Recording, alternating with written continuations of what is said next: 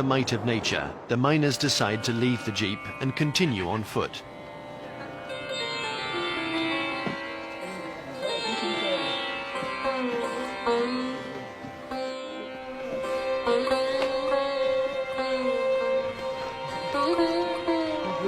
The villages in this region are havens of peace, soothed by the gurgling brooks of glacier runoff that flow into irrigation canals. Wheat and corn grow here in abundance, but this valley is best known for its succulent apricots, which form the basis of the Hunzakut people's diet. The fruit is dried in July and August to be eaten in the winter months.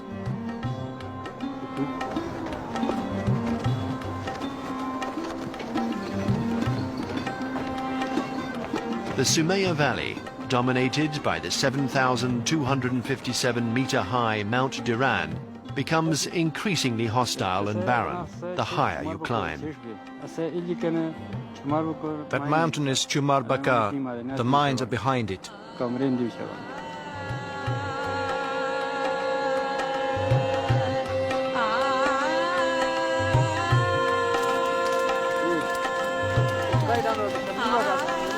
After the first day of climbing, the party sets up camp at the foot of the Silkian Glacier, 3,500 meters above sea level. It's the last place on the journey where bushes can be found to make a fire.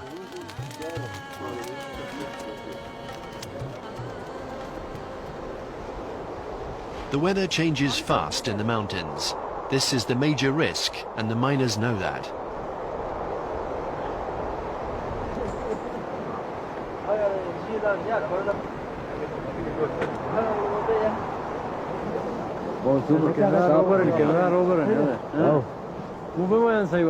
What do you think? Do we have to go back down? With this bad weather, we can go back down if you wish. We could sleep down there and come back up tomorrow morning. It's difficult to climb up there in this weather.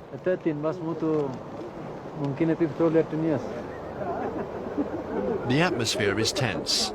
We have entered the spirit's kingdom, and everyone has lost a loved one on this mountain. The incantations of the shaman must have worked. Several hours later, the clouds clear from the horizon. But superstition persists. 2 years ago, a group of men climbed up without the shaman's protection. It was obvious that the spirits did not approve of them looking for aquamarine and were disturbed by their pneumatic drills and dynamite.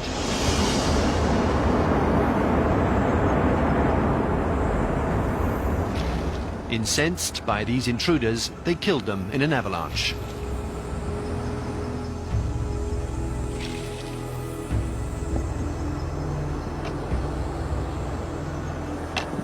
The hike resumes, but every step becomes heavier and more painful.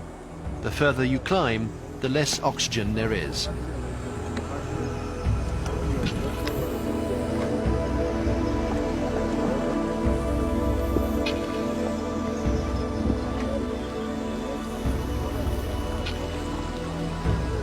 The group finally arrives at the Shumar Bakar mine.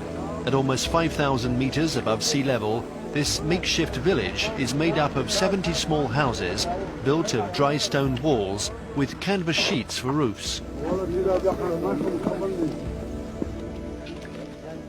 Murtaza picks up the pace because he can't wait to see the aquamarines found in his absence.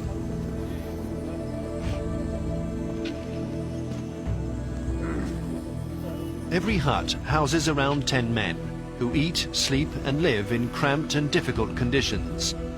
Murtaza's father is one of the elders who looks after the village when his son goes down into the valley for equipment or to sell stones. He is happy to see his son again because there were some impressive finds while he was away. No wash, huh? No wash. That's Mika. Yes, that's mica. Once it has been cleaned, this stone will be a very intense color.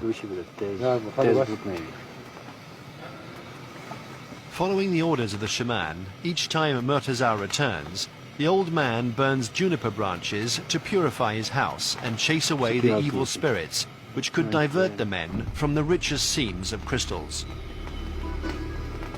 This time, the old man is harboring a special secret. While his son was away, he found an exceptional stone. No one else has seen it, and it must stay hidden until it is sold in the city. Showing it off could stir up envy among the other men. Aquamarine grows in perfectly hexagonal crystals, which in this mine are particularly large and well formed.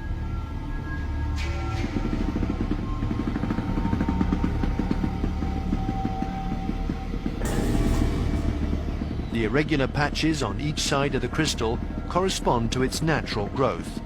These are a guarantee of its quality and proof that it has not been cut, which would devalue the stone considerably in the eyes of collectors. The exceptional stone found by Murtaza's father remains out of sight.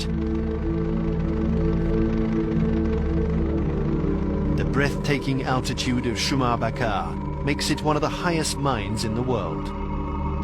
The miners tunnel into the enormous white seams that are clearly visible on the mountainsides. This is where the aquamarine is to be found. 65 million years ago, the Tethys Sea was where Pakistan now lies. Then a volcano thrust from the ocean, forming an island that would become Kohistan. The Indian tectonic plate moved gradually under the Asian plate, pushing back the sea.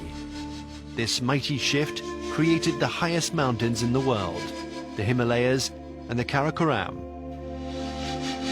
As the mountains formed, they drew the aquamarine from the bowels of the earth and deposited it close to their summits. Aquamarine is still forming today at the Earth's core, but while the Karakoram continues to grow a few centimeters higher every year, the erosion of its summit due to atmospheric conditions means the aquamarine is moving closer and closer to the surface. This rock is extremely hard, so blasting with dynamite is the best way to clear away the rock and reach the seams lined with crystals. The men who work in these tunnels have no formal training in using dynamite, and these dangerous techniques result in frequent accidents. The miners drill holes in the rock. The drills don't function well in these conditions, where the oxygen is so thin.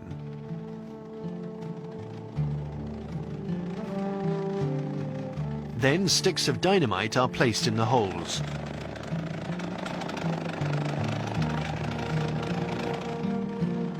Then they mark the fuse with a piece of paper so they can find it easily when it's time to light it.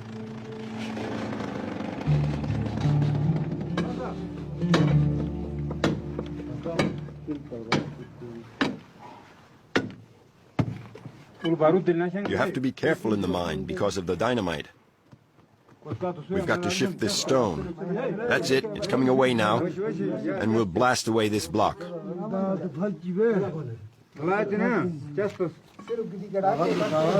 20 or so fuses have to be lit, and they are short, so there's no time to lose.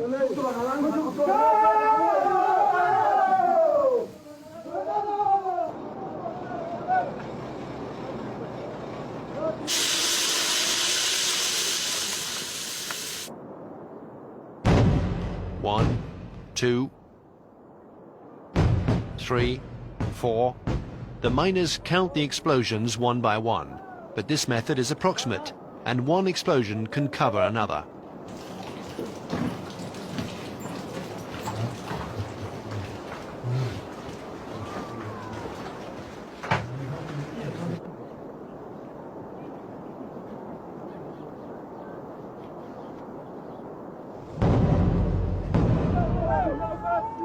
Let's get him out of there!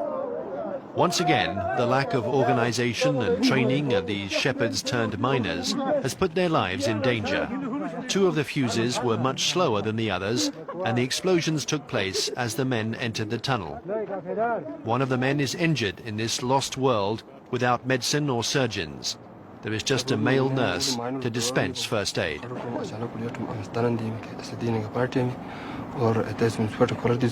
He was inside the mine during the explosion, and a rock hit him on the head. I've put 2 or 3 stitches in the wound. He's a little better now.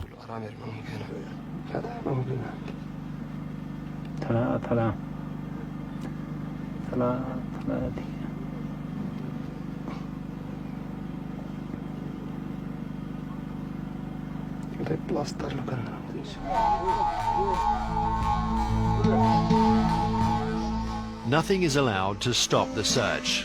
The explosions have opened up a pocket of crystals, and for these miners, the aquamarines are more important than their own lives.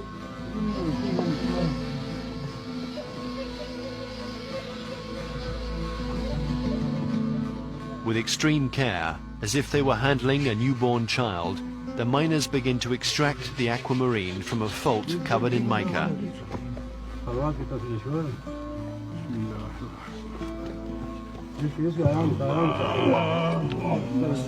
The contrast between these rough-looking men and the delicate way they extract the fragile crystals is striking.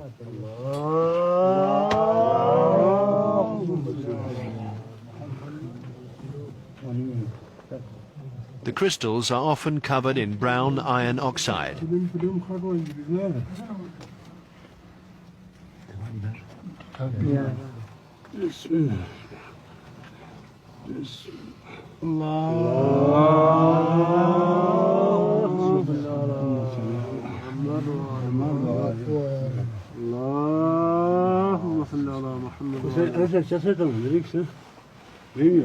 Each time a crystal is taken out, the miners say a prayer of thanks.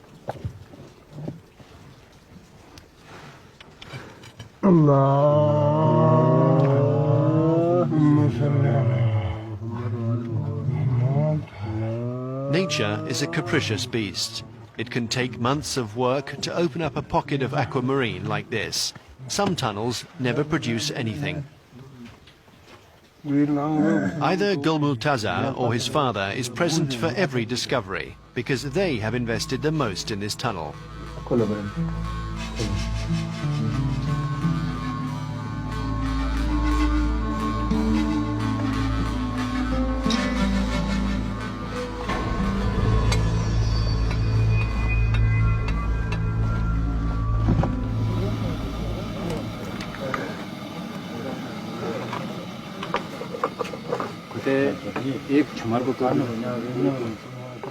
At Chumar Bakar, there are about 70 to 75 tents, and up to 500 people work there.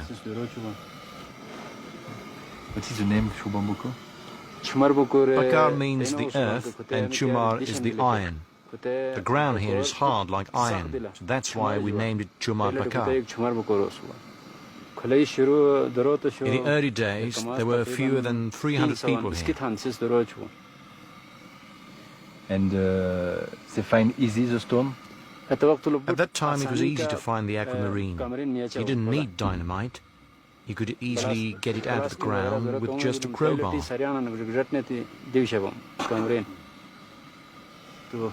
Now we've formed crews of 6 or 7 men. Each of them has one or several shares of the profits, depending on what he has contributed, whether it be explosives, machines, food, or sheer hard work.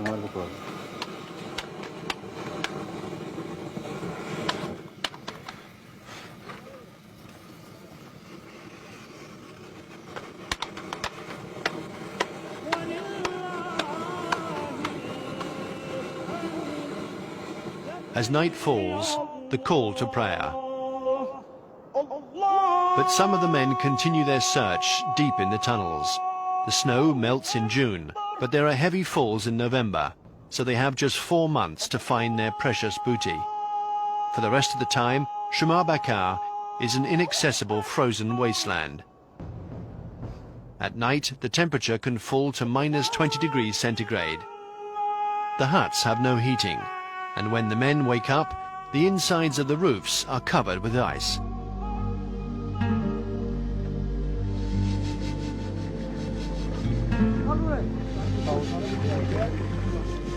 There's no hot water for a morning wash. The village slowly comes to life, and the men have their tea. It's their only source of heat at this hostile altitude. Sleeping in the huts of Chumar Bakar is not easy. It's cold, but even worse, it's hard to breathe. The flames of the lamps consume a large part of the oxygen that is so scarce at this altitude. Add to that 10 or so miners sleeping in these cramped little houses, and the air becomes unbreathable. The men are close to suffocation and suffer terrible headaches. The men who continued on through the night have found something.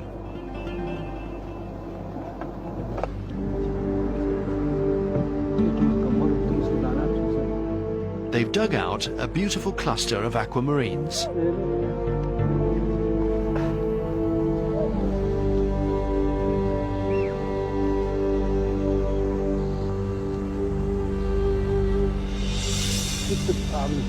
But the substance surrounding the crystals, called gangue, is too thick, making this stone too heavy. In this state, it'll be difficult to transport and to sell. One of the miners marks out the paths to be cut off.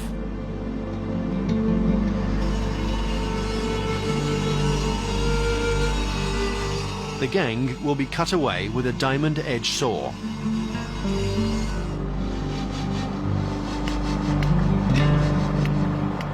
The job is carefully completed with a hammer and chisel so as not to spoil the appearance of the stone.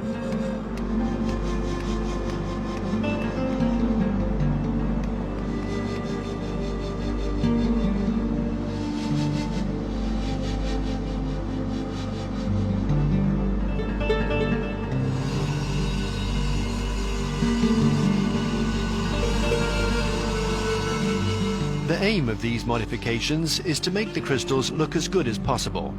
The next stage is to remove the brown iron oxide, which obscures the deep blue color of the crystals.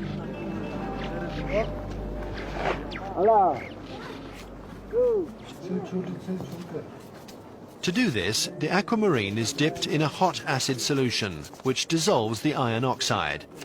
After a thorough washing and then rinsing in water, the gem's true color appears.